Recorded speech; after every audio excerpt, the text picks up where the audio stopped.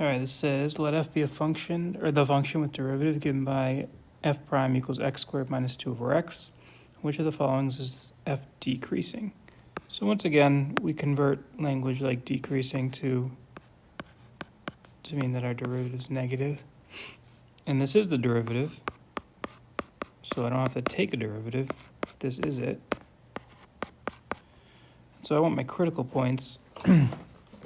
So one critical point we know already is x equals 0 because the derivative is undefined there.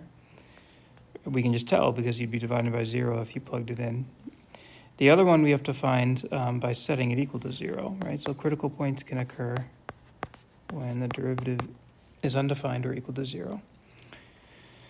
Okay, so let's add 2 over x to both sides, maybe.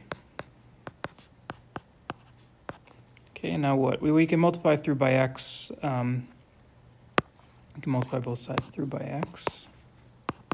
So now I've got 2 is equal to x cubed, and that means x is the cube root of 2.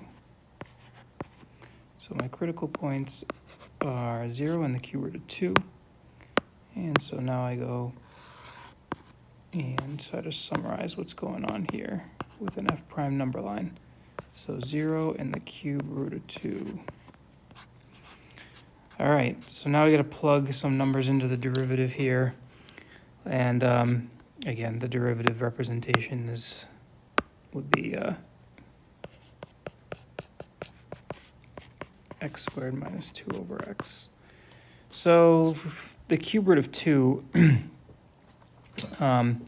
so the cube root of 1 is 1. So the cube root of 2 must be a number bigger than 1, which means I can plug 1 in, and that will give me information on the interval 0 to the cube root of 2. So like f prime of 1, let's just, all right, that would be 1 minus 2 over 1, which is, I mean, it's negative 1, but what we care about is that it's negative. So that was a sample number in this interval, so it's decreasing here. And let's pick an obvious number greater than 2, like, I don't know, like, let's do 4. F prime of 4 is 4 squared minus 2 over 4. Actually, 2 would have been a better choice, right? But because it would have made the fraction a whole number. But it doesn't matter because this is 16 minus a half. And of course, that's positive. So it's increasing there.